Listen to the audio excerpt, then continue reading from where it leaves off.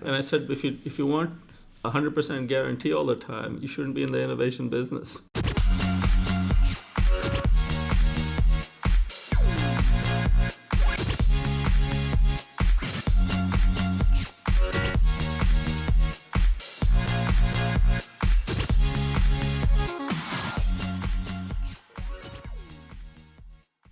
What's going on, guys? My name is Uwais Raza, and welcome back to another episode of Crushing It, a podcast dedicated to inspiring young individuals to pursue their passion by showcasing other individuals who are doing exactly that. Again, I'm your host, Uwais Raza, but before we jump into today's guest, I want to give a huge shout out to this season's sponsor, the Kelleher Center for Entrepreneurship here on campus. They are the starting point and launchpad for everything related to startups, so whether you need founder resources, are looking for funding for your business, or you just want to pitch practice with mentors and investors, they are the place to go. So make sure you check them out in the link in the description below, and if you can't find a way to connect with them, go ahead and leave a comment about what you're working on, and we'll go ahead and connect you. Now on to today's guest. Today's guest is a professor with over 25 years of experience in teaching. He graduated with a Ph.D. in business management from NYU and has taught at a variety of different universities since. He is currently the director of the Kelleher Center of Entrepreneurship and is the professor of management here at UT Austin. His consulting and executive development clients include AT&T, Coca Cola, FBI Crime Labs, Samsung, and many more. Please join me in welcoming Louis Martin. So before we jump into things, in terms of value for money, what's the best product that you've ever bought? Probably my iPhone. Why? Because since I've gotten my iPhone, I've done so many things on it that required many different devices, many different processes. It's not just the phone itself. It's what it enables me to do in terms of living my life in a convenient way. Okay. Awesome. And so I've of course, everybody's heard your bio already, but it's very impressive, but I'm sure you haven't just you didn't just get there automatically, right? So there was a whole journey that you had to take. So where did this all start for you in terms of entrepreneurship? Actually, I grew up in a family of entrepreneurially minded people. My grandfather, I grew up in a place called Goa on the west coast of India. And my grandfather moved to Africa and had a general store there for many years. And then since then, my father and mother had a business when I was growing up. So I've always grown up around entrepreneurial activity. Later on, when I went to school, I actually majored in physics and math for my undergraduate and math for my first master's. But while I was doing that, my roommate was a business school student, and I used to read his textbooks for fun. That's no comment on math majors, but it seemed like this wonderful world of business out there that had lots of exciting potential opportunities, interesting things going on. Mm-hmm. You read a marketing textbook for the first time, I was like, okay, so this is how it works. This is why people buy products and things like that. Okay.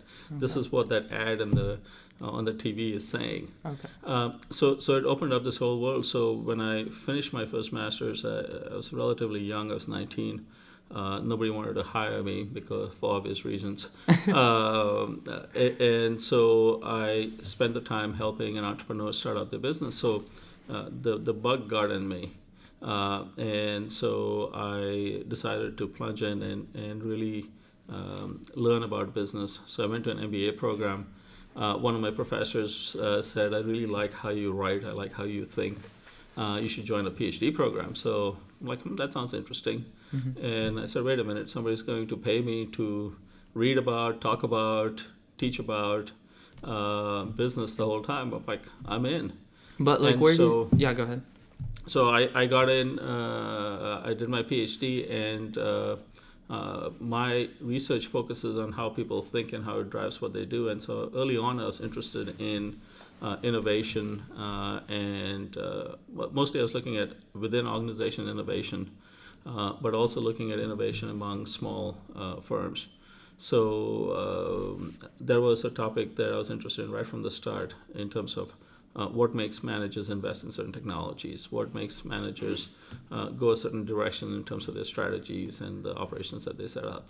Okay. And so I started researching that. And then gradually that enlarged to inform both innovation and entrepreneurship. So that's a lot of what I do right now is understand how executives think and how it drives innovation and entrepreneurship.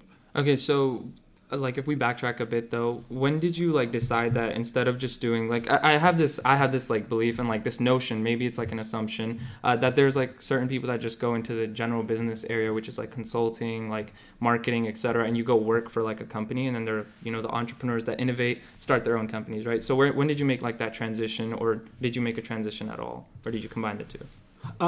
I didn't make the transition largely because I don't think I'd make a very good employee in a regular organization. I'm always attracted to entrepreneurial things. I like to develop new ideas. I like to create new organizations and programs and the like, which I've done throughout my career in academia. So I think that if I worked for someone, unless I was in an innovation-related role, that would be a difficult job for me to have. I just couldn't do an execution role the whole time. Okay. I do a fair bit of consulting on innovation to established organizations largely, helping them think about how they can be more innovative, how they can drive their growth and renewal. And then obviously I spend a lot of time with startups advising them on how they can set up the organizations and grow. Okay, and do you prefer like the consulting the businesses and like seeing them grow through what the information that you're giving them, or do you prefer starting your own ventures completely? I think I at this stage in life I quite enjoy the former, but in my younger days I did spend a lot of time working with startups, and I enjoyed that quite a bit. I like the startup environment, and I've tried to create that for myself in terms of how I've crafted my career. Okay. So I'm always around a whole bunch of founders.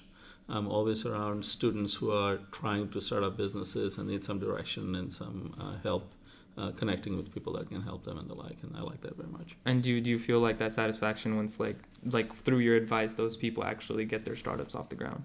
Absolutely. It's one of the most satisfying things is to see someone go from especially with, initially there's a whole bunch of struggle involved in setting up a business. It's sometimes everything clicks and it's perfect, but that's super rare.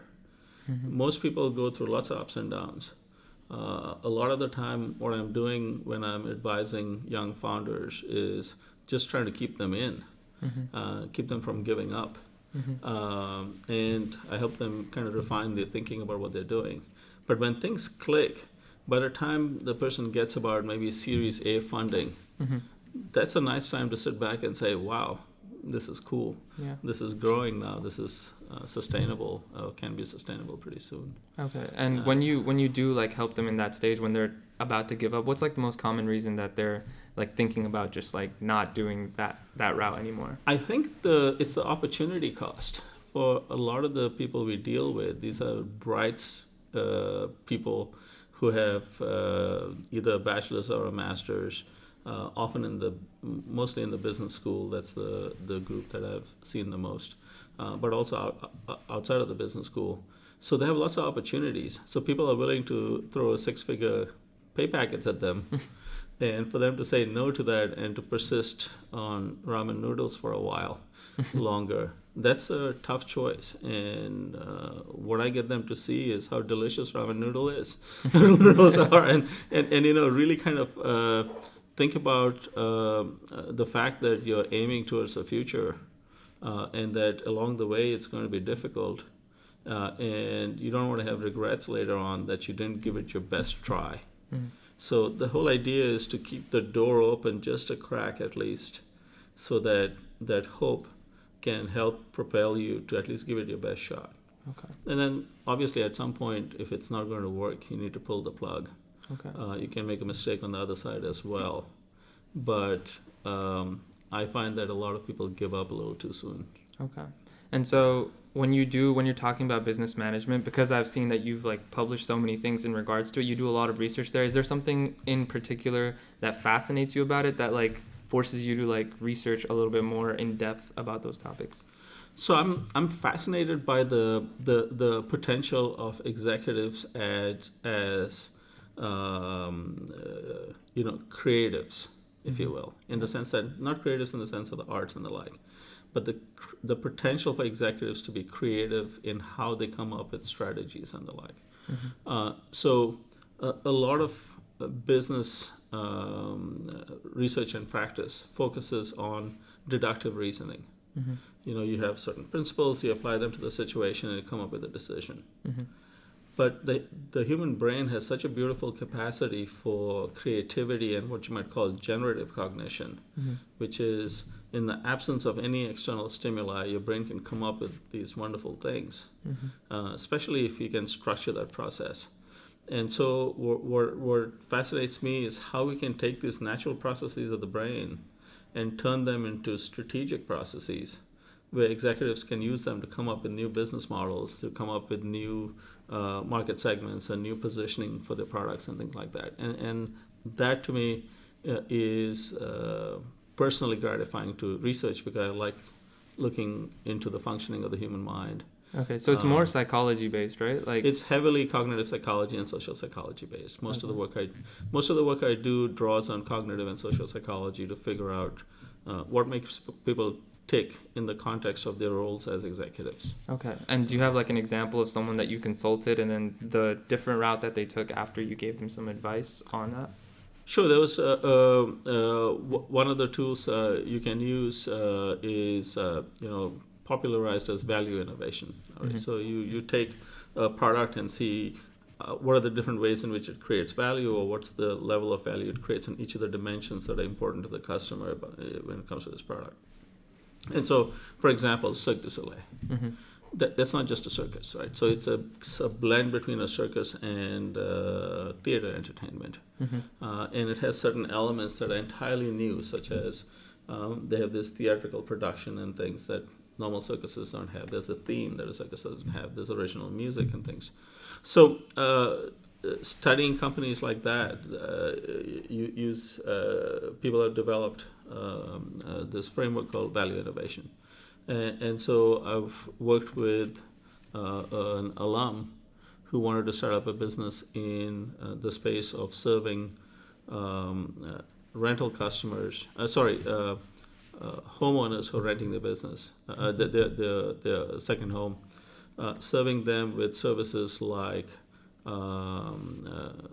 what a super would do, Mm-hmm. except it's an on-demand service, Mm-hmm. which is very different than contracting and other such Mm-hmm. services. So that came out of an application of that framework Mm-hmm. to the space they wanted to be in, which is serving people renting their homes. Okay, and when you're consulting, like when you look back, like you've consulted quite a bit of Fortune 500 companies, Samsung, AT&T, Waffle House, etc., right? But it wasn't always like this. And so my question would be that what was like your first break, and like kind of how did it feel? How did you end up getting that first break?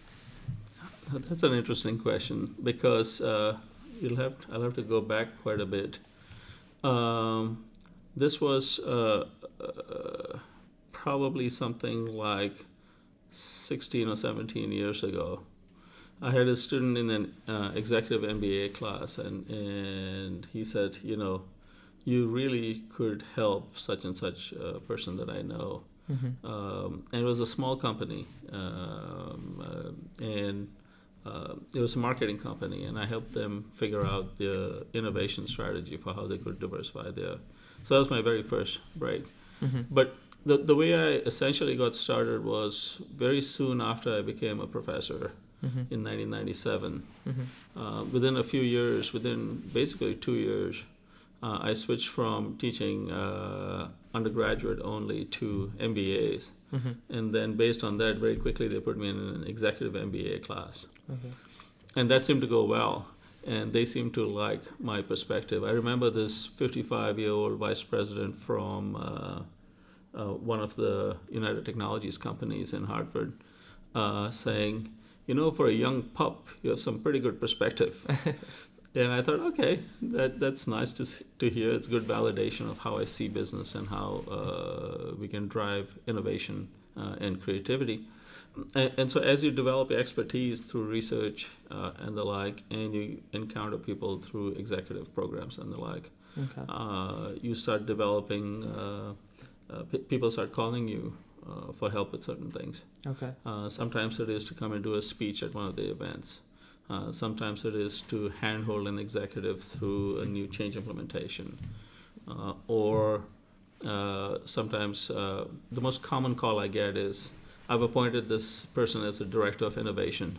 Can you help them figure out how to set up their unit and how to run this thing so that they can produce innovation? Okay, so it's mostly through like exposure and then just like getting more experience over time. And nowadays, I think I've gotten enough gray hair that people are finding me through just things. They do a LinkedIn search, or they'll get a referral from previous clients and the like, and then they ping me and say, hey, how about you do this for us? Okay. Yeah. And anything in particular you look for? Do you have like some sort of philosophy that you stick to when you're consulting these companies? Absolutely. Actually, I'll give you an example.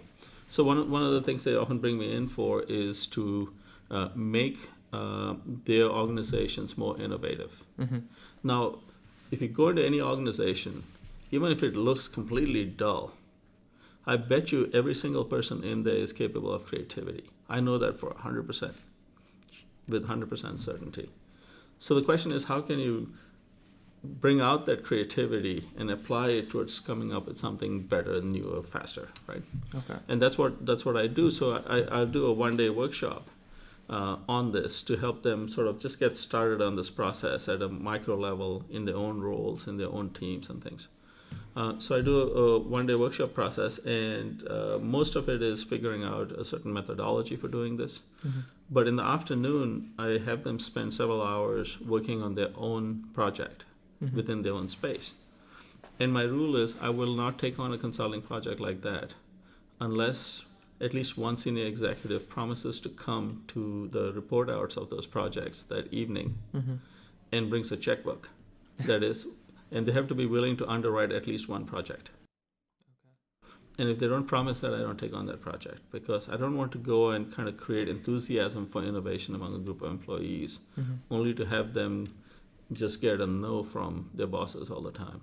Oh, okay. So I don't want to create the enthusiasm without having some promise that management is serious about it. Mm-hmm. So most of them are hesitant. It's an unusual request. Mm-hmm. But interestingly, on average, they greenlight at least 1/3 of the projects. Oh wow! So, and they seem to be surprised at how many great ideas there are. Mm-hmm.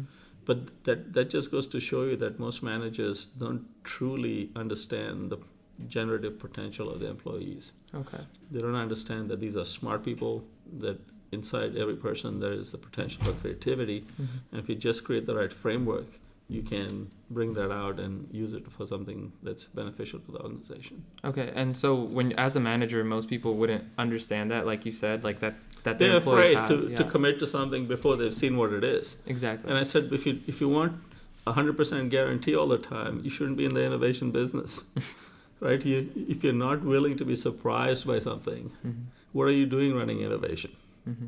right? So why do you want me to come in and just get these people riled up for nothing? And so I'm very insistent that management needs to be serious about entrepreneurship and innovation within their firms if they want me to come in and talk to them. Okay, and so how did you understand that before? I mean, did you understand that through the research that you did, or what got you to understand that there's potential in people and that the innovation is through them rather than the managers or all of these managers that have been doing it for a long time? I have a deep and enduring belief in people. I think that if you keep your faith in people and really push them, mm-hmm. There is almost no end to what they can do. Okay. If you don't believe in people, I think that you've lost the managerial fight even before you started. Mm. Your job is, as a manager, everything you're doing is getting things done through other people, mm-hmm. right? And if you're getting things done through other people, when you apply that to innovation, you're getting new things done through other people. Yeah. If all the new things only come out of your genius head, why do you need all these people, right? So what are they bringing? Yeah. And why aren't you tapping this? So ever since I teach this class called Leading People in Organizations. It's called Organizational Behavior in undergraduate program, and that's the domain. And it's a survey class of various topics in there. Mm-hmm. Interestingly, one topic that they generally don't have in a textbook is innovation. Mm. But ever since I could craft my own syllabus, which was from my second year onward as in teaching when I was last year doctoral student at NYU, I have included innovation as my last topic. And then eventually when I grew up in the profession and I could have my own elective, that was the first elective I offered was innovation. Because I deeply, deeply believe that people are able to innovate if you just create the right environment for them to innovate. And what you do now, is that something that you imagined yourself like growing up doing, or was there something else that you wanted to pursue? Oh, I had no plan whatsoever. I think that one of the actual funny ironies about my career is that because I didn't plan what I was going to do, I ended up in the best job for myself. I absolutely love my work, 100%. I'd rather not do anything else. I don't care how much more it pays. Okay. This is what I love to do. And it was a pure accident. I just sort of pursued what I liked. I knew I liked ideas. I knew I liked people. I knew I liked coming up with ideas and building and getting a bunch of people enthused about them. So I think all of that sort of eventually coalesced into this kind of almost random path through math and physics, math, entrepreneurship stuff, and MBA program to a Ph.D. program, and then eventually getting to a point where I can drive a lot of the research and teaching around entrepreneurship. Okay, so, well, since you had like a happy accident in finding like what you actually love to do, but a lot of people like don't actually get that lucky in a way, right? So what advice would you have for people that are like kind of on the edge of like finding their passion? A lot of people come to college and they either have like a set path and they're just like gonna go down there and then get a job and etc., right? So if someone does have like a burning passion inside them, they don't know what exactly it is yet, like what advice would you have for them to take that leap of faith and actually pursue what they want? What I've seen is fear can paralyze you. And fear can lead you, importantly, to make suboptimal choices. Where fear is really about security. You want some assurance that you'll be all right. If you take the leap and have some faith that somehow things will work out, I think very often you're willing to take the plunge, even though it's not certain.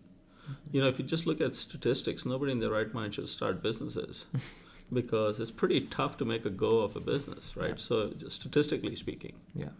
But life is not, you're not a statistic. You are an individual who has a certain passion, has certain interests, certain things that motivate you. Wouldn't you rather make less money in a job where you jump out of bed and are itching to go to work than make more money in a job where you have to drag yourself out of bed and then go on and say, you know, have you seen the movie Office Space? No, I think I've seen like a trailer. Have an environment like that, full of TPS reports in the case of the Mondays. Okay. Right? So I think that if you take the plunge, if you understand your hesitancies, your fears, and I think to be an entrepreneur, you need to have a certain level of courage and fearlessness. To be someone who achieves their dreams, you need to not always seek 100% certainty around what's going to happen. That's scary. The broad path tends to be somewhat more comfortable. Yeah. The narrow path obviously has some risk associated with that. You can't de-risk your life, but you get to choose how much variance you're willing to accept. Yeah. That's why my basic philosophy is you are limited by how much you need, right? So if your needs are huge, you have to fund those somehow, and you need to have some guaranteed funding. Yeah. If you keep your needs low, you can always survive, and then you can then be willing to push the envelope on your ambition. Knowing that your fallback is you'll survive, you'll be fine. Okay. So basically kind of like living frugally for a little bit and like supporting your own passion, and then eventually when that takes over, you'd be able to live a little bit more comfortably. To some extent, it's not about frugality per se. It's about making sure that you prioritize following your passions over some creature comforts. Creature comforts are always nice. Nobody says they don't want them. But if they become so dominant that you must commit to a job to get certain things so that your creature comforts dominate your ambition, then you're always working for money. Yeah. You need to work for love, and then the money follows. You need to work for your passion, and then the money follows. Okay. And to the extent that you're able to do that and not worry and not fear, that really helps you kind of find your path without having this calculated thing of, okay, this is how much money I need to make, so this is the kind of job I need to get, and this is, right? So if everybody thought like that, we would not have any artists, we would have none of the beauty in the world. You would have a whole bunch of drones. And I mean, it's like, just based off what you're saying, like statistically, I think, or not statistically, but there's research done that after like 75,000, like most people don't don't refer to money, like they don't get their happiness from making a certain amount of money. So what you're saying is just like absolutely right? And when you look at entrepreneurs, successful entrepreneurs, what you see is that they're not necessarily driven by money. I mean, everybody, money has a function and it has various roles that it plays, but mostly they're thinking about, am I doing things that I enjoy? Am I? Is this area interesting to me? Am I working with interesting people? Am I winning? So all of those are not like accounting issues. Those are all matters of the heart. They're emotions. They are driven by wanting to sort of really live a bigger life. And that's what I see among entrepreneurs. I actually thoroughly love that aspect of my job. Being the director of the Kelleher Center is a real privilege because I get to spend a lot of time with either aspiring entrepreneurs. I love to see the stars in their eyes, and I hope they never lose them. We get to spend time with struggling entrepreneurs. We try to bring those stars back in their eyes and try to keep pushing them along.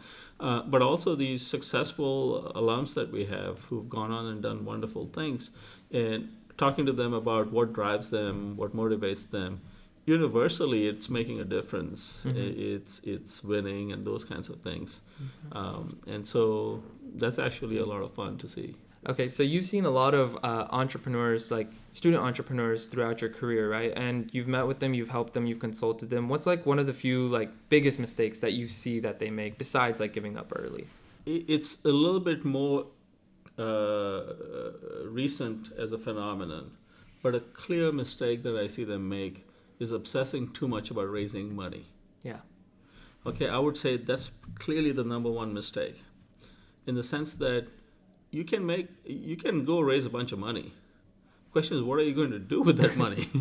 and every person that I know who has experience in it, who's done 2, 3, 4 businesses, will tell you, try not to raise money unless you need to. And when you raise money, know what you want to do with it. Because you can end up with a situation where you get people excited about your project, and then they throw a bunch of money at you. And now a whole bunch of folks wanting you to generate a certain level of action. Particularly getting a valuation that's too high can be quite risky. And almost, it creates a huge risk for a down round. And it creates unnecessary bureaucracy and other things too early in your process. And so very clearly that's something I'd caution people to avoid. Really kind of know what you're trying to do, and then make sure you get that down right. And make sure you're close to the market, test your ideas repeatedly, learn from them, and keep refining and refining and refining till you establish that product market fit, or whatever you want to call it. Till you know that you have a good thing, and as you go, you obviously need money for prototyping and things like that. Be careful about how you raise that money and how much of it you raise. Okay, and is raising from like certain people like also something that you would caution people about? I would say go after smart money, which is go after people who will bring you not just the money but something else. Just getting the money is not the problem. Or not sufficient. You need to make sure that the people that are backing you truly believe in you. You're not just one more little speck in the portfolio, but they're excited about what you do, and they function more as partners than just funders. Okay. So unless they're willing to introduce you to their contacts, unless they're willing to kind of open doors for you with customers and things like that, maybe you want to take, you don't take their money and you go to someone who can actually function like a partner. Okay. And what can like the Herb Kelleher Center help in this space for student entrepreneurs then, if they're having these kinds of problems? Oh, we provide a whole bunch of services for student entrepreneurs. For example, we have various types of coursework that students can use to understand how to come up with good ideas, how to vet those ideas, etc. We have courses that have to do with coming up with the business model and the business plan, like our new venture mechanics course does that. We have practicums focused on incubation. We're introducing those for undergraduates coming up soon. We have acceleration practicums where you can learn from working on somebody else's business, but you can understand various aspects of those dynamics. So there's coursework around there. Okay. We have a whole bunch of entrepreneurs in residence who have expertise in different areas, and students can set up appointments with them online and come meet with them to answer specific questions or to get guidance on certain aspects of their businesses. And they're a wonderful resource. They're all successful entrepreneurs or part of the ecosystem that drives entrepreneurship. We have program managers who can meet with you one-on-one and connect you to certain people that we think would be good fits with what it is that you need. Okay. We have travel grants that we offer to students to go pitch their ideas at competitions. We have fellowships that we offer them to work on their business over the summer. That's just a partial list of things. Okay. They can also come learn from entrepreneurs at speaker events, at like Startup Coffee and stuff? Yeah, Startup Coffee, Entrepreneurship Live.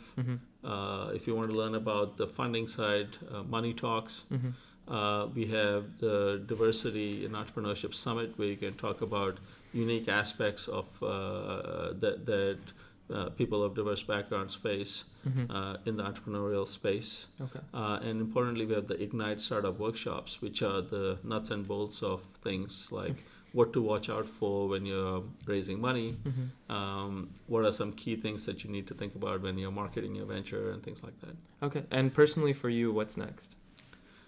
For me, I have some exciting projects that I'm working on for the Herb Kelleher Center. In the summer, we are introducing a food and beverage incubation practicum. Okay. With support from some generous alums and in collaboration with the Department of Nutrition and the Nutrition Institute, as well as potentially the Dell Medical School. Okay. We want to introduce a food and beverage incubation practicum. In the fall, we'll follow that up with an MBA course on nutrition entrepreneurship. Okay. Awesome. So that's one coming up.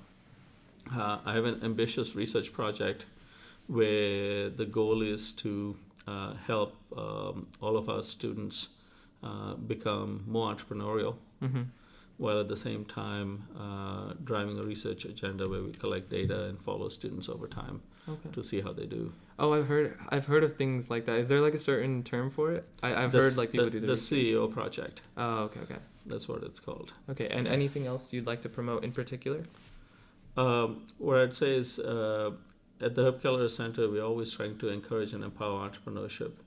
We want students, regardless of what their major is, to come to us with the ideas, and we can help them find the right resources within the ecosystem and the right advice to be able to take the ideas and turn them into successful businesses.